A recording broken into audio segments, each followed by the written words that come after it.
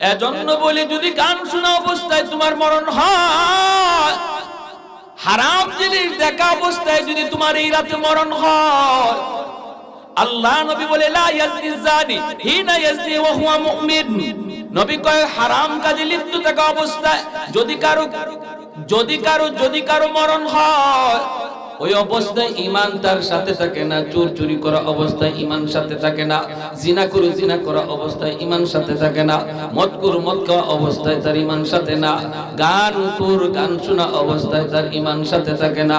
ওই অবস্থায় যদি মালাকুল মউতের সাথে তোমার আমার সাক্ষাৎ হয়, বলো দেখি ঈমান তো তোমার সাথে গেল না।